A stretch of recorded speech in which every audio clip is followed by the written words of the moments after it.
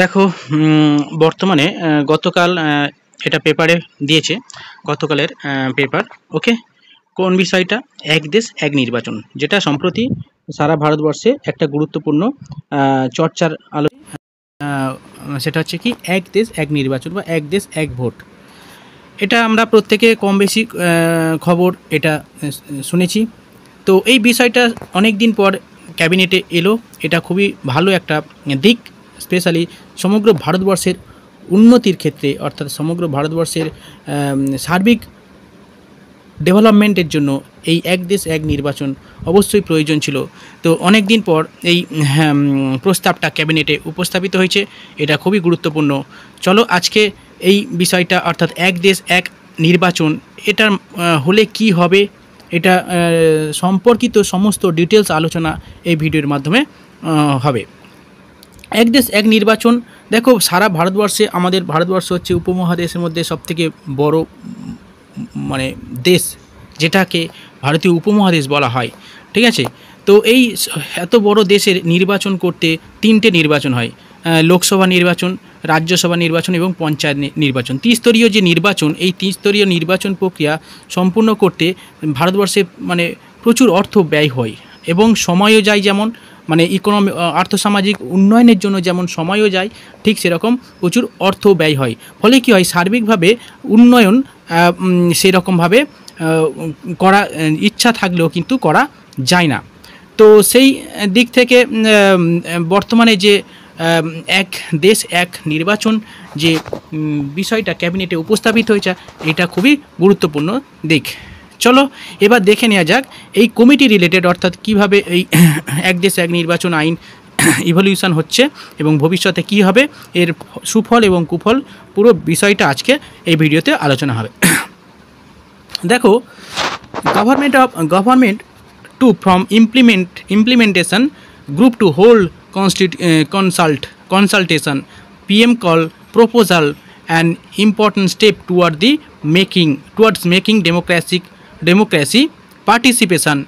Congress team it impractical against the constitution. Under the cabinet approved, এই cabinet, union cabinet মানে যে কেন্দ্রীয় cabinet, এটা অ্যাকসেপ্ট করেছে, গ্রহণ করেছে recommendation of the Ramnath Kovind, মানে কোবিন্দের রিপোর্ট, কোবিন্দ কমিটি। অর্থাৎ এটা প্রশ্ন আসবে, ঠিক আছে, বিভিন্ন কম্পিটিটিভ এক্সামের প্রশ্ন আসতেই পারে, আসবে অবশ্যই। ঠিক আছে, যে এক দেশ এক আইন কোন কমিটির, এই কোন কমিটির উপর দায়িত্ব দেওয়া হয়েছে? কমিটির নাম হচ্ছে কোবিন্দ কমিটি। অর্থাৎ ভারতের প্রাক্তন মানে রাষ্ট্রপতি রামনাথ কোবিন্দ এই এক দেশ এক আইনের রিপোর্ট এর দায়িত্বে রয়েছে এবং যেটা কোবিন্দ কমিটি নামে পরিচিত। ওকে, চলো নেক্সট দেখো, এই এক দেশ এক আইনের যে রিপোর্ট তিনি উপস্থাপিত করেছে, এখানে কি বলা হয়েছে? এখানে দুটো স্টেপে ইলেকশন হবে। দেখো, হুইচ ইজ প্রপোজ, যেখানে প্রস্তাব দেওয়া হয়েছে simultaneous election to the Lok Sabha and state assembly as the first step. অর্থাৎ প্রথম ধাপে যে নির্বাচন হবে সেটা হচ্ছে লোকসভা এবং রাজ্যসভা, অর্থাৎ একবারই নির্বাচন হবে। প্রথম দুটো স্টেপে হবে। ফার্স্ট স্টেপে কী হবে? লোকসভা নির্বাচন এবং রাজ্যসভা নির্বাচন প্রথম স্টেপে হবে। তারপর দেখো সেকেন্ড স্টেপে কী বলছে, municipality and panchayat poll are to be held within 100 days of the general election in the next phase. অর্থাৎ সেকেন্ড স্টেজে বা সেকেন্ড ফেজে কী হবে, মিউনিসিপ্যালিটি এবং পঞ্চায়েত নির্বাচনটা সম্পন্ন হয়ে যাবে 100 দিনের মধ্যে। ঠিক আছে, এটা খুবই ভালো দিক। অর্থাৎ 100 দিনের মধ্যে সারা দেশে তিনটে যে নির্বাচন সেটা সম্পূর্ণ হয়ে যাবে। এবার দেখো, লিগ্যাল এবং কনস্টিটিউশনাল অ্যামেন্ডমেন্ট, এটা করতে তো হবে। তো এটা করতে গেলে কি করতে হবে? অবশ্যই আমাদের সংবিধানকে সংশোধন করতে হবে। সেই কত নম্বর আর্টিকেল সংশোধন করতে হবে? দেখো, the committee recommended amendment two article 83। এটা 83 কি? Duration of house of parliament. অর্থাৎ এই ডিউরেশন, হাউস অফ পার্লামেন্টের যে ডিউরেশন, এটা 183 নম্বর আর্টিকেলে উল্লেখ আছে, এটাকে অ্যামেন্ড করতে হবে।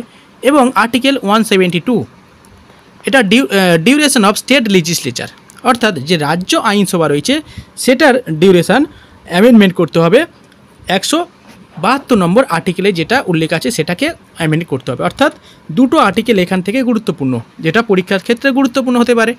ওকে, এটা হচ্ছে আর্টিকেল 83 অ্যান্ড আর্টিকেল 172।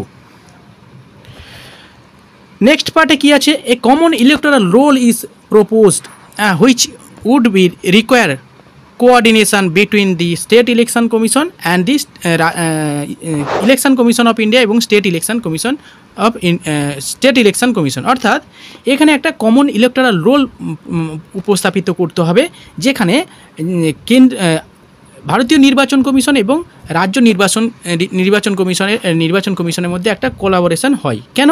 কারণ যেহেতু যে লোকসভা নির্বাচন এবং রাজ্যসভা নির্বাচন এটা ইলেকশন কমিশন অফ ইন্ডিয়া করে থাকে, কিন্তু পঞ্চায়েত নির্বাচন বা মিউনিসিপ্যালিটি নির্বাচন কিন্তু আমাদের স্টেট ইলেকশন কমিশন করে থাকে। সেই কারণে এইটা কিন্তু সংশোধন করতে হবে, যাতে কিনা দুটোর মধ্যে কোলাবোরেশন সম্পন্ন হয়। ওকে, এই হলো লিগ্যাল এবং কনস্টিটিউশনাল অ্যামেন্ডমেন্ট রিলেটেড বিষয়।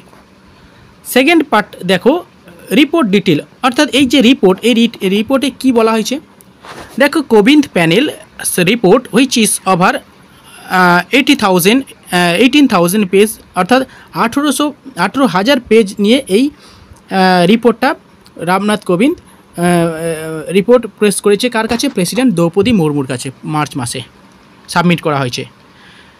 এখানে রিপোর্ট সাজেস্টেড করেছে, দি প্রেসিডেন্ট সেটাকে অ্যাকসেপ্ট করেছে এবং এরপরে লোকসভাতে উপস্থাপন করা হয়েছে। এবার দেখো, এই যে ওয়ান নেশন ওয়ান ইলেকশন, এর অ্যাডভান্টেজটা কি? দেখো, অ্যাডভান্টেজ অফ সাইমালটেনাস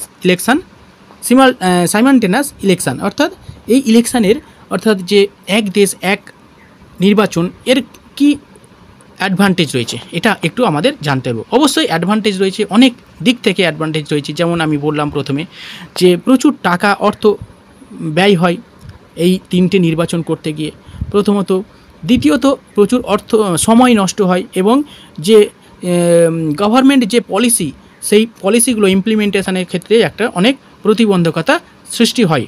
তো এটা হলে কি হবে দেখো, কস্ট এফিসিয়েন্সি, অর্থাৎ যে খরচ সেটা অনেকটা রিডিউস হবে, অনেকটা কমবে। Reduce the expenditure incur by the government and the political parties on frequent election. অর্থাৎ যে তিনটে নির্বাচন, এই তিনটে নির্বাচনে সরকার এবং পলিটিক্যাল পার্টির কি হয়, প্রচুর অর্থ ব্যয় করতে হয় নির্বাচনের জন্য।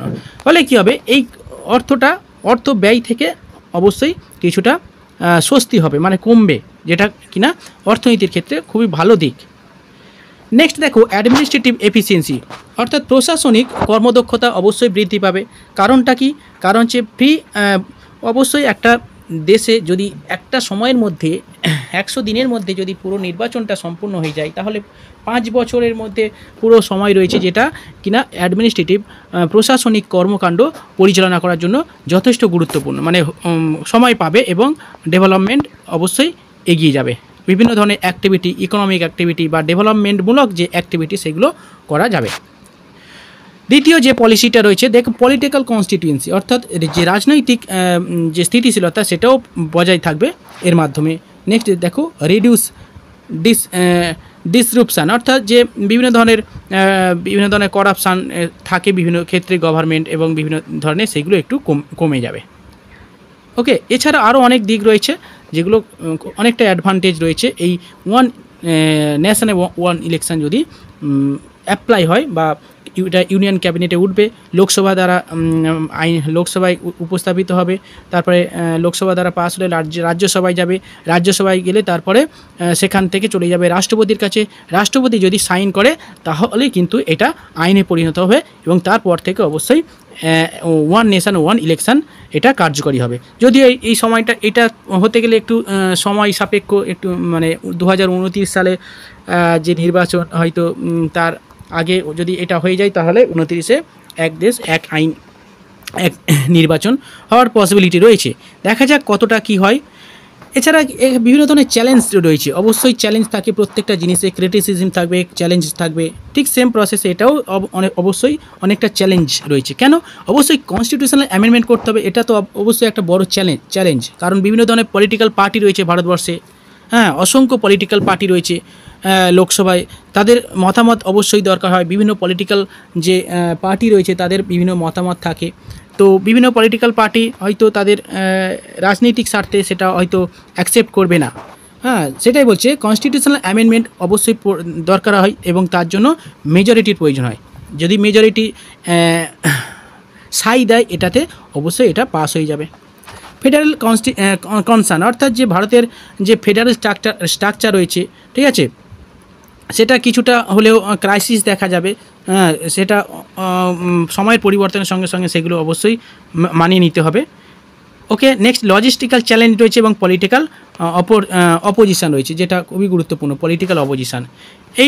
এইগুলো কিন্তু এই ওয়ান নেশান ওয়ান ইলেকশানের ক্ষেত্রে প্রতিবন্ধকতা সৃষ্টি হতে পারে। ওকে, তো দেখা যাক মোটামুটি এই one nation one election related সমস্ত বিষয় বুঝতে পারা গেছে।